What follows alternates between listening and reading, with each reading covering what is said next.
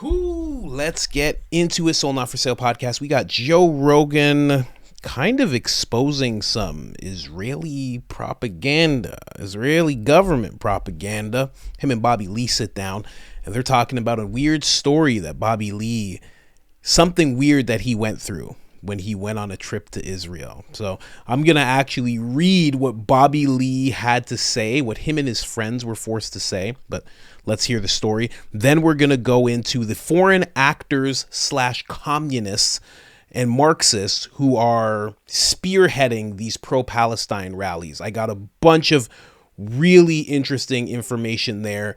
Basically, this whole thing is BLM 2.0, and I have some proof towards that. And let's get into it. Don't forget about the new channel I got. It is Coach Colin Media. It's where I break away from the Rogan content and I bring you guys some great stuff. We got 60 videos up already. I say 60 because I'm uploading one right now. Hit that subscribe button. There is a link in the description. Other than that, let's get into this Rogan clip. Incredible. Like, you know, when I do shows with Segura or me and Andrew, you know, because I'm on a podcast called Bad Friends. It's a funny podcast. Thank you. You guys are good together. I want to talk to you about an episode that I saw. But you having to go to Israel, was that on that or was that somewhere else? It was that. What was that like? Tell me what happened. Do you not want to talk about it? Do it. Because I'm not saying anything that's like wrong. It's just something that happened. So, I get a call from Steve Byrne. Okay. And Steve goes, you want to go to Israel? How long ago was this? 14 years ago, maybe. Oh, okay. Yeah. Okay. 12, 14, I don't know. And I go, why? I don't want to do a show there. And he goes, no. You know, I got a call, and they're flying out a bunch of comedians and actors, and it's a free trip. And I go, why? I don't know. They just want to show us the country and their culture. And you get nice hotels, free meals, and you get a tour of like... Are you not performing? No. Nothing. Okay. So I went there with Jamie Chung, Brian Greenberg, they're actors, and Steve Lopez went out, George Lopez. Okay. And we went out there, and then when we got there, they were like, welcome. We're like, thanks. And they're like, but every day you have to tweet how great Israel is. Every day? Yeah, like put out a tweet. They told you have to, and they didn't say anything about that before you left? I don't remember them saying it before. But they might have? They could have. Right, maybe they said it to Steve, and Steve conveniently left it out? I don't know, but I do know that I feel like if they did say it, that I would have questioned it. Right. You know what I mean? Yeah. So I don't know. Aware. So this is the early days of Twitter, right? Yeah. So when was Twitter's only like 12 years old? It was 10 years ago then, I don't know. How old Twitter? Oh, there it is. 2006. Israel Unfiltered. See, 2006. Yeah. Look at that. So 2006, when was that? Look at your face. Yeah. I have to tweet? Yeah. But here's what happened. As soon as I tweeted the first thing, I already knew, like, oh my God, I think I'm in trouble. Why? What'd you say? I just said, Israel's great. They're beautiful people. You know what I mean? Okay. And then, like, it was just like, and they flew us out here for free. And then you would just get 1,000, like, you know what I mean? That were like, you know, Palestinian, you know. Oh. And going, you you know, and just, it was like negative. And there was these gigantic wars that would go on in the comment section. Oh, boy. It just got really uncomfortable. And then I just remember, you know, there I am. Look at you. Nice hat. Bro, you should wear that all the time. I know, I look cute with it. Is that the famous wall? That's the wall, yeah. What did it feel like to be around that wall? The wall's old as fuck, right? How old's that wall? I put a note in it. Wow. You could write little letters. You know what I mean? Letters to Jesus? Yeah. And you put Dear it in there. Jesus, when you come I think back. mine was like, let me get more pussy or whatever. But Nice. Yeah. But like. That wall, how old's that wall? 19 BC. 19 BC. Yeah. Wow. But then toward the end, I was just like, I got to get the fuck out of here, I think. Yeah, I was just like. How many tweets did you make? And did you keep going after they were attacking you? Yeah, I think so, yeah. You have to. You have Otherwise, to. you don't get your hotel. Yeah. It was like a What free are you gonna thing.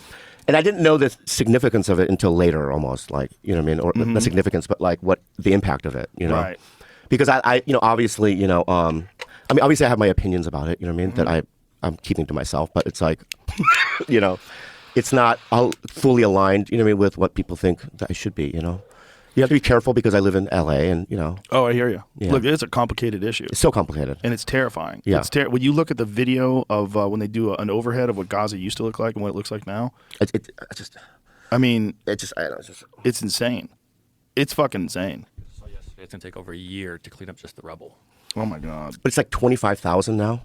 At least. At least. They don't know how many people are dead. They have no idea. And just half the population is women and children. And the trauma. Uh-huh. And the fucking, you know, famine. It's just, I just can't even comprehend it, really. Yeah, and the Israelis tell you that it's necessary, and that they have to get rid of Hamas, and this is the way to do it. But just I mean, I Jesus believe Christ. that. I believe that. I believe that maybe that should be, but I think the approach could be different. Yeah.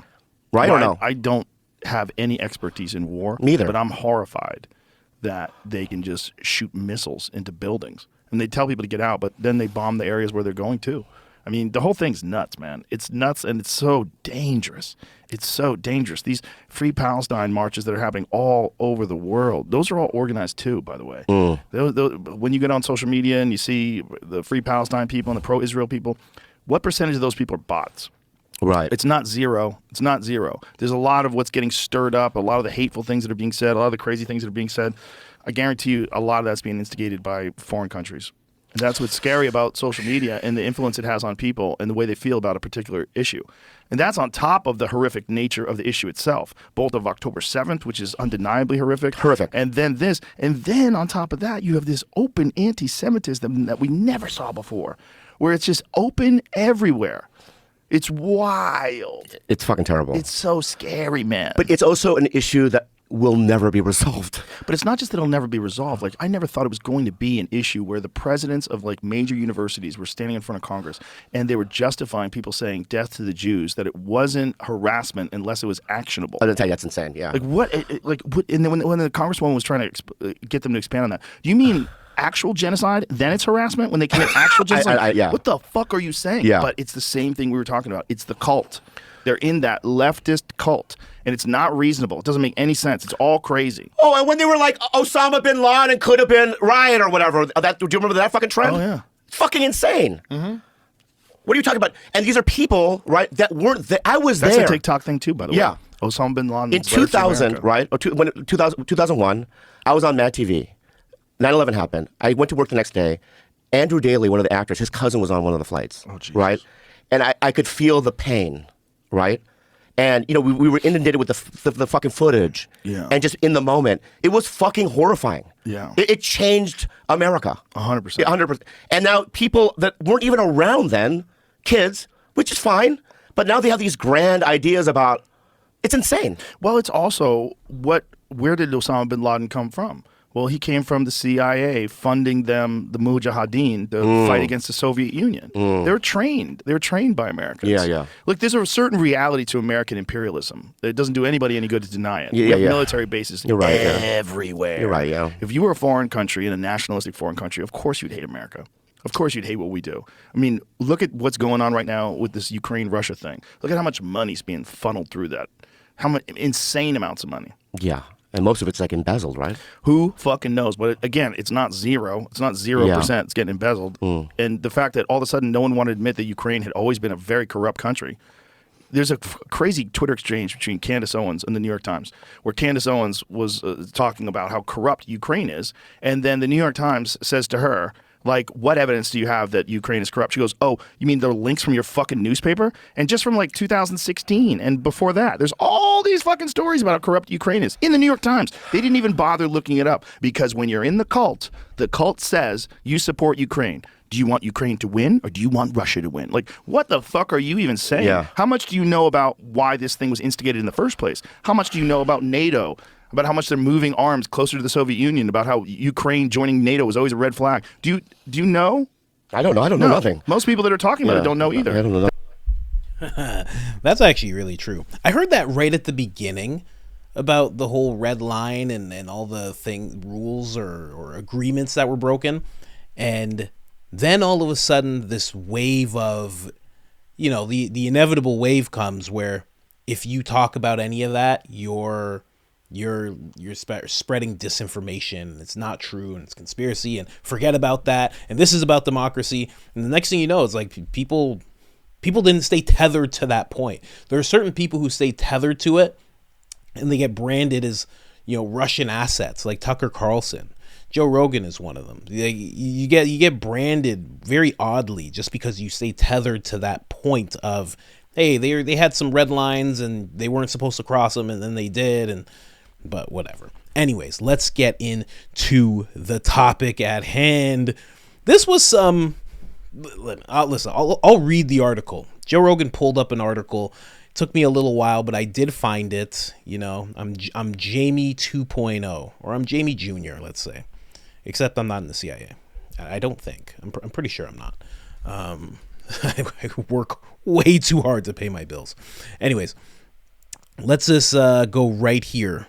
Okay, so this is the whole article. I feel like I'm connecting the dots, said Yang. This is one of the people that was on the trip with Bobby. I've been all over the world, and now it's all kind of making sense. Israel isn't just some intellectual issue to me. I've gotten to know its human elements. The country was just news clips before he made the trip, said Steve Brine, a comedian. I don't know if it's Brine. That's how I'm saying it. Now, he said, he feels like he has a better sense of the land and its history. And then there's that picture of Bobby with the yarmulke. Bobby's ridiculous. Bobby's ridiculous without even trying. Okay, so then this is some stuff that actually Bobby said, okay? And apparently forced to say, right? You go to the market and you see life, said Lee, comedian and actor. Some guy just reached out over and rubbed my head. Jewish voodoo, cracked Brian. On a more serious note, said Lynn, who produced the Lego movie and Sherlock Holmes, the visit helped clarify for him the identity of his Israeli friends in the U.S. We'll go down here a little bit. We're minorities in the U.S., and I don't feel that Jews are minorities, but I realize they are, like me. Once I came here, said Lynn, whose family is Taiwanese. And go a little lower. Being in Israel creates a sense of familiarity and recognition, added Lee. Now I have a filter with which to understand the news. Before, I didn't have one. That's, I'm not... This video is not about picking sides or anything, but that is some regular old propaganda. That's what that is. That's just some good old wholesome propaganda. That's just some good old, listen, we're going to kick you out of your hotel room unless you say some good stuff type of propaganda. Very, very interesting. And you know what? Beyond, because there's so many people that'll like cling to like the whole Israel-Palestine thing in this conversation, right? But that is that's a good showing of just how quickly propaganda everywhere can spread. The next time you see one of the comedians that you like or follow talking about some issue, you really have to think, are they being prompted to do this? Is someone contacting them? You know, I did a video on my second channel where this guy, Harry Sisson, apparently he is like a pro-Biden Gen Zer. He's very, very pro-Biden, right? And he always talks about how he's not. There's been a lot of people who have done investigating and they figured out that he is actually paid by the DNC, but it's through a talent agency called Palette Management. So the DNC pays Palette and then they pay him and he makes all of this really pro-Biden type of content. Okay. Apparently he interviewed the governor. I forget of which place, but it was a governor that he interviewed. And apparently when you're doing that with government officials, when you're corresponding via text messages, somebody can actually access your text messages through the Freedom of Information Act. And a woman actually did that. And she found the text messages between this guy, this so-called content creator, who's just this organic grew content creator, and this government official. And then they were talking about how they're going to send him scripts and they just want to make sure that it's point form so he knows exactly what to stick to. And he asked, hey, can I ask a little bit about democracy? And they were like, we'll see. And he didn't ask about democracy because they wanted him to just stay to the script. And this guy, this hairy kid, he's like 21. He's interviewed governors. He's interviewed Biden. He's interviewed Blinken. And the whole time, every time you see this stuff, you go, oh, well, they're just letting this young guy, I guess this young guy just interviews people. But it's like, no, he's just a TikToker. And they put him in that position because he's the one that works with this company that's willing to stick to the script. So this is just another form of that. An interesting form of that. I got another video of Bobby Lee talking about it real quick here. The Israeli government is flying out like celebrities for free out there to do a tour for free and it's on the house. They fly you first class, the whole thing. And I go, it's free? And they go, yeah, it's not free. Because when you land there, they go, you have to every day tweet positive things about Israel. Yeah. Right? Yeah. And I just felt so uneasy about it. I don't know much about it. I just know that they're in conflict. But I did what they said. It was just basically, Palestinians, Israel's a beautiful country. Yeah, that's probably true. That's true. It is true, but then it's like I had to tag the government in it or whatever. Oh, that's crazy. The Israeli government? Yeah. Oh, fuck. That's weird as shit. Yeah, and it was just like every day it was just nonstop. You were cucking for the Israeli government. Yeah, but I wish I hadn't gone really. Oh my gosh, that's hilarious. Wow. I had to tag the Israeli government. Bobby Lee gets himself into the dumbest situations. I'm telling you, man. Now, let's move on. Joe Rogan was talking about how these things are organized, and he keeps bringing up foreign countries. Now, I don't know I think foreign countries may be more online. There's Russian troll farms, there's Chinese ones, there's a whole bunch of that. I'm sure every nation has a room filled with people typing. I'm sure they use AI now and bots and get on Twitter and do all sorts of discourse and dissent and all that stuff. But when we're talking about these protests that are happening right now, there are people, boots on the ground, who are not working for any foreign government, as far as I can tell. From the research I've done, I can't find any real connection towards that type of thing. But these people are definitely willing to go along with anything that destabilizes the country, right? One of those people is this gentleman, right? So right now you see him, he's in his Black Lives Matter shirt. This guy's name's, I believe it's Kayani James. So this guy's in his BLM shirt because when BLM was the thing, he was in BLM. He was marching, he was giving speeches, he was community organizing, which is what Saul Alinsky used to brand himself as, a community organizer. Really, you were just a person who could you can just wrangle up all sorts of minorities for any cause and get them to do your bidding.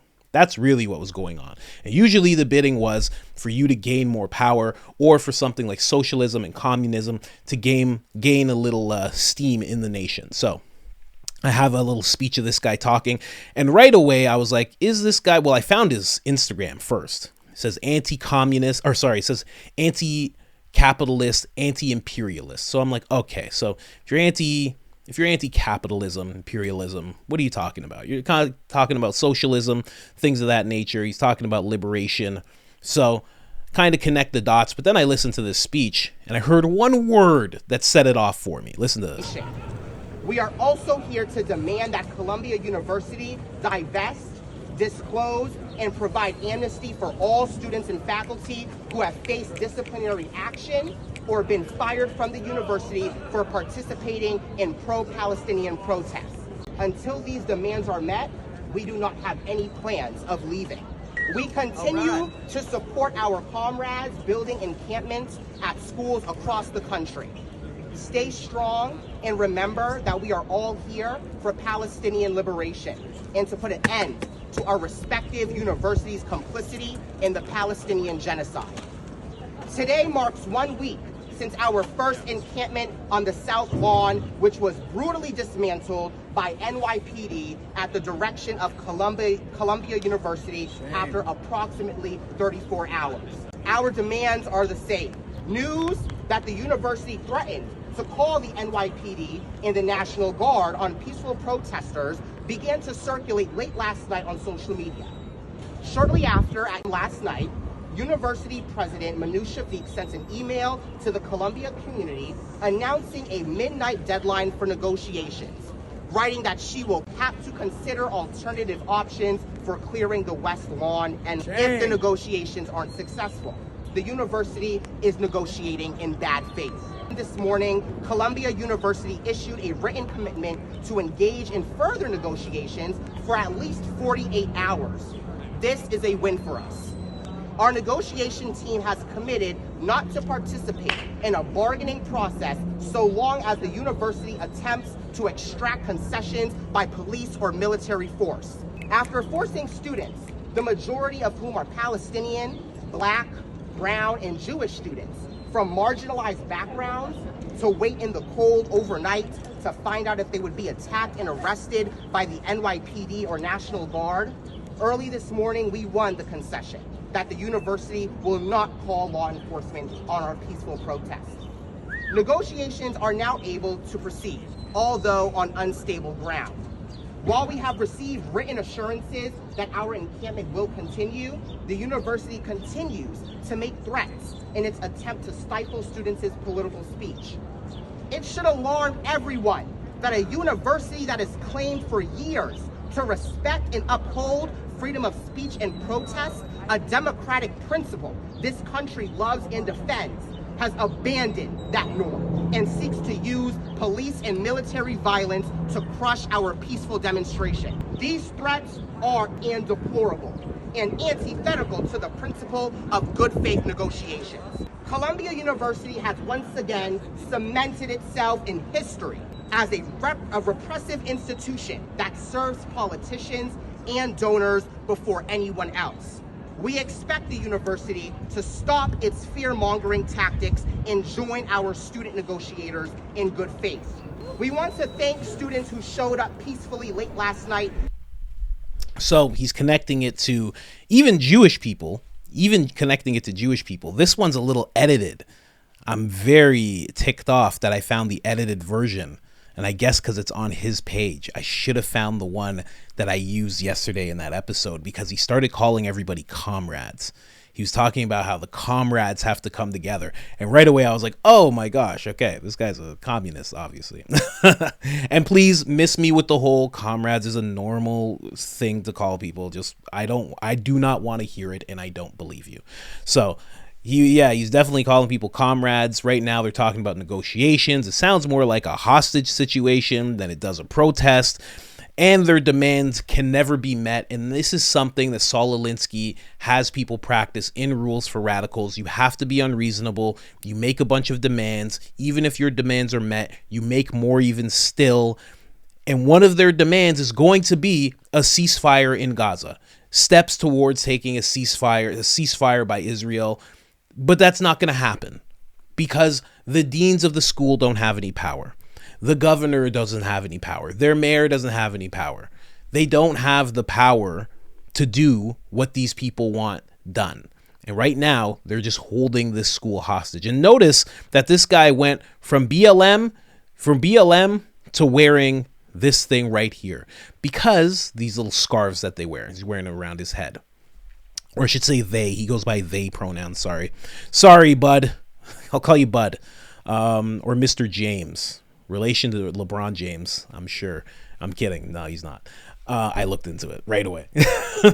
But it's very, very interesting to see the tactics that these people are presenting, and also to see how professional it all is. When it seems like it's just a bunch of kids who are just coming and just, we think this about this situation and we want to protest. When these are organic protests, what ends up happening is they do this for a few hours and they leave. And maybe they come back the next week and they keep organizing and doing that. Somehow this has turned into a situation where they have tents, they're all set up, and how professional they are at doing this stuff is alarming. And that was the thing that I saw in BLM. I remember when I was researching all of the riots that were breaking out, there were so many people who had either military background or they had background in security, and they were like, this is too professional. They were watching people who were protesters, quote unquote, and they were watching how they were flanking, and they understood how to block things off and move here and move there, and it made no sense how professional these people were. And that's exactly what we're seeing in this case as well. We're seeing people who are very professional in how they speak. Somehow they know about negotiations. And then when we move on to this gentleman, they are just straight up communists. And this is the thing. Every single leader that I found so far in this movement, in this pro-Palestinian university takeover, is former BLM and they are either associated with just straight up communism, they're just calling themselves communists, or they are associated with something called the Socialism and Liberation Party, or Party of Socialism and Liberation, which is exactly the shirt that this gentleman's wearing, Sean Blackmon. Now I'm going to be switching back and forth from this angle to this angle because there is some violence inside of the scene, and I can't show too much violence, so let's just get into it. What kind of system do we live in where an institution can call the police on you for opposing genocide, but there's no authority that you can call on an institution that supports genocide? That's the backwardness and hypocrisy of the capitalist system. This is what we're seeing at Columbia University. This is what we're seeing at the University of Texas at Austin. This is what we're seeing at campuses all across the country, where encampments just like these are popping up, showing the bravery and the militancy of the students who refuse to stop the fight until Palestine is free. And what they also have in common is the role of the police. The police as an institution in the United States emerges out of slavery.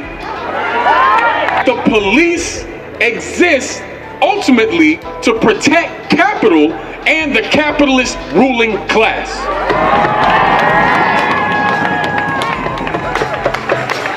The police like to say that they're here to protect and serve.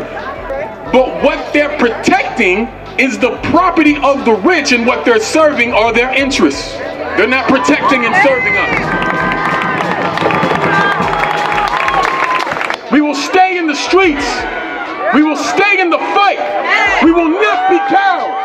We will stay in the struggle. We will strengthen our solidarity. We will build the movement, and we will keep on and fight on.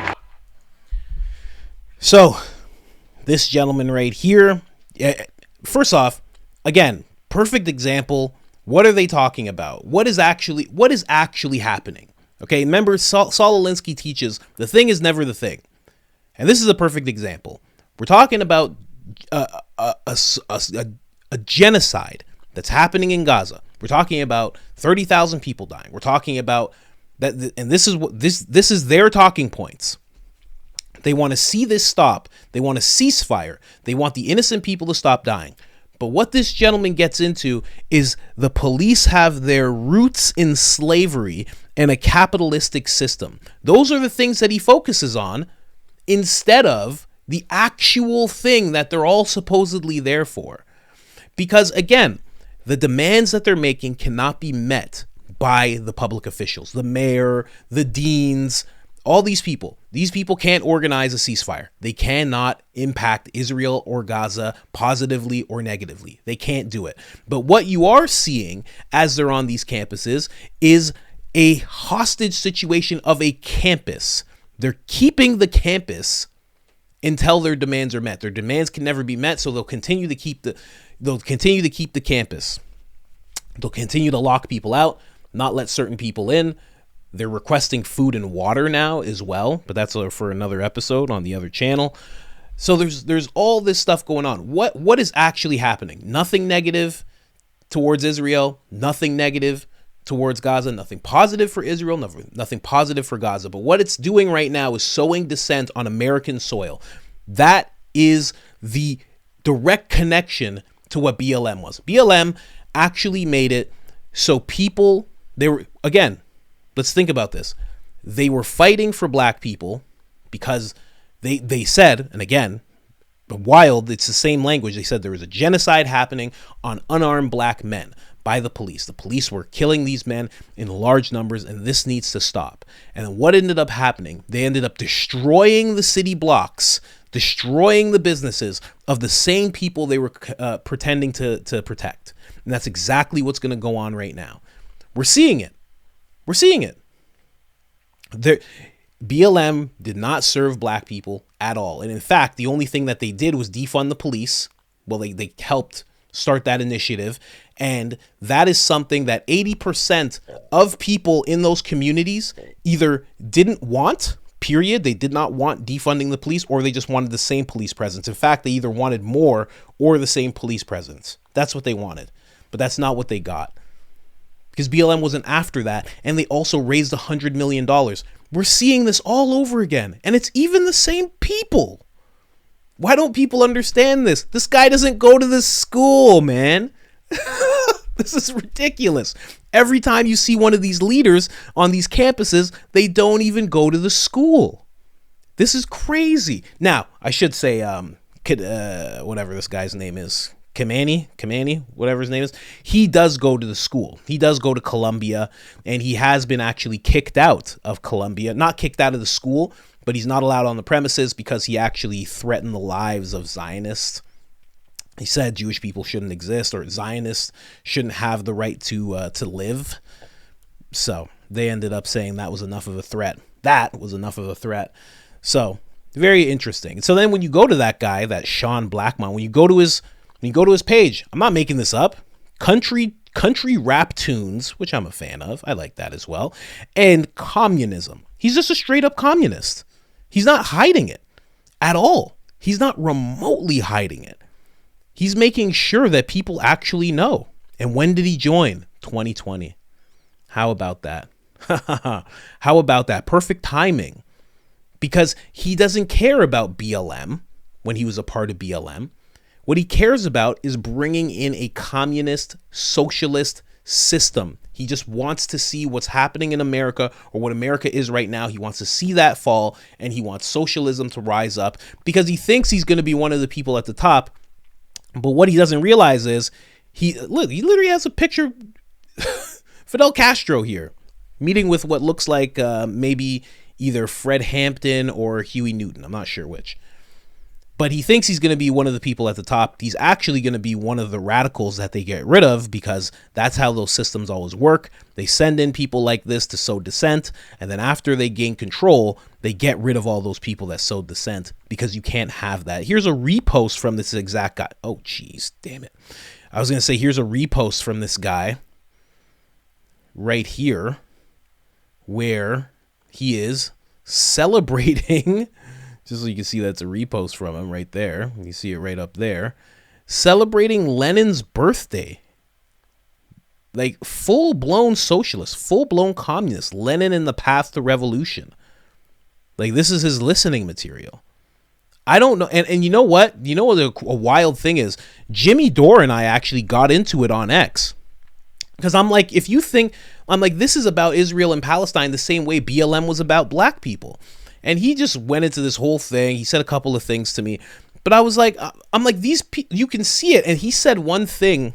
He said one thing that really threw me off. He said, every single person who's at these protests, when they're at these pro-Palestine protests, knows exactly why they're there.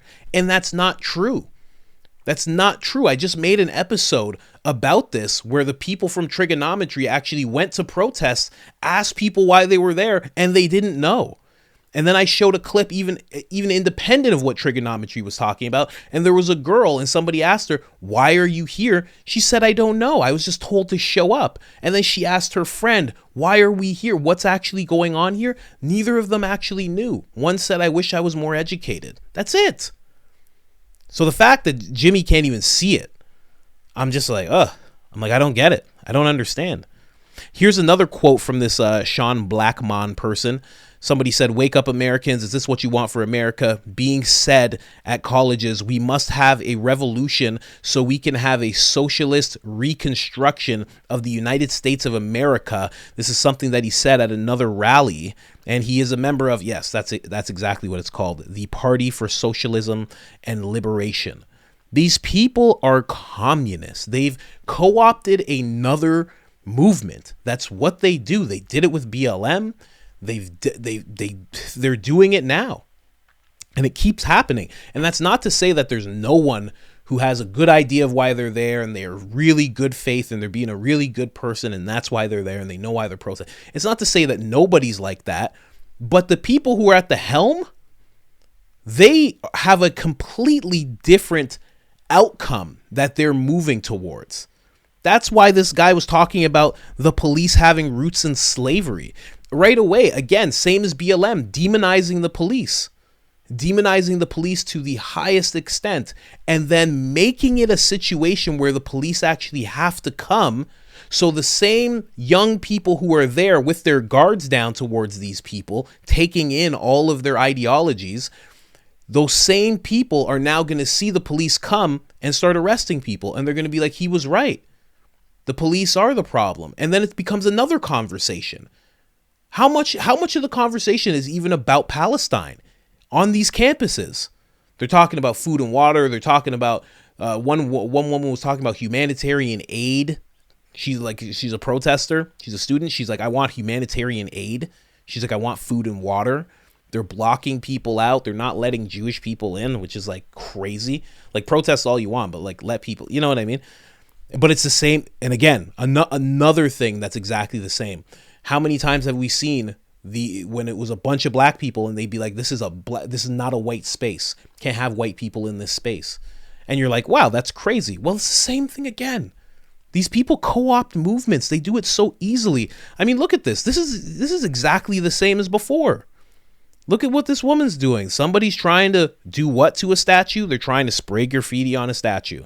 Some woman's trying to stop her. It's the same thing. They're going after statues again. They're holding certain blocks hostage. You remember 2020, Chaz? What they were doing? It's the same stuff. It's the same thing all over again. It's crazy. It's crazy that people can't see this. It's nuts. So that's just what I wanted to say about that. I'll calm down now. And then to what Joe Rogan said at the end of the clip where he was talking about, you can't deny what America's done. And if you were a part of another country, you would hate us too. I think that, I guess I know what he's saying, but also it's so different because it's people who are in America who are having that notion. It's okay to be like, oh, I could see why people think certain things. It's not okay to internalize that and then infect the nation that you live in. And that's what we're seeing right now. These people are infecting these young people's minds. They're getting their guard down like so many people have done. I even did a piece on how Ben Shapiro's doing it. He's acting like he's conservative. He's acting like Tucker. He's calling Tucker Carlson left wing. He's trying to get people's guards down. And then he's trying to force in this ideology of you shouldn't ask questions. And people that do are trying to sow conspiracy theories. Or like Jon Stewart, the way Jon Stewart gets in front of the camera and he acts like he's in the center. He acts like he has no stake in the game. And then when he goes after the left, it's very light. And then when he goes after the right, he has very stabbing critiques, very stabbing things to say about it because he's getting your guard down and then he's feeding liberal ideology into you. And he's just parading around as if he's like, oh, I'm just in the center. I'm just in the center. I'm just about what's right. So if you listen to me, if you take in what I'm saying, you're just on the side of what's right. If you listen to what this guy's saying, the Sean Blackmon, which I'm sure is not his name. If you listen to what this guy's saying, right away, you're just like, oh, this is just free Palestine. That's what these college kids think they're listening to. They don't realize that this guy is a socialist, he's a communist, and that he's trying to get them on that side of things slowly by connecting with them through this pro-Palestine movement and then spreading his ideology through their minds. He did the same thing with BLM. A bunch of black people who just don't want to see police kill other black people, and the next thing you know, they're being fed communist, socialist narratives. It's ridiculous. And I'm so mad Jimmy couldn't see it. And apparently, I think he's written a bunch more to me, so I have to go and respond. Yeah, I think I have to respond to Jimmy here. Yeah, whatever. You can follow me on X, you'll see it there. But it's not like I have nothing but respect for Jimmy. I'm probably gonna stop. I'm gonna concede. I'm gonna be like, okay, I get it. Or maybe he just won't respond because it seems like people in the comments of our thread are definitely on my side. So, but that doesn't mean anything. That doesn't mean I'm right. But it's a piss off when it happens. It happens to me a lot when people do Anyways, guys, I got a little heated. Because you know what? I'm so tired of seeing straight up communists be just and I don't want to say like I'm some authoritarian. I was going to say just allowed to just, but the ideology that they have, again, what do you want to see happen? You see what the Marxist communist type of stuff does. You see what it does. See what it did in Albania, the Soviet Union. You see what it does throughout the world. You see what it's doing in China. And there are actually people in America who are like, yeah, that here. I want that here in New York. I want that here in Boston. I want that here in Texas. Like, are you insane? Man, sorry. Anyways, like, subscribe, leave on a high note. Like, subscribe, share. And other than that, I'm out.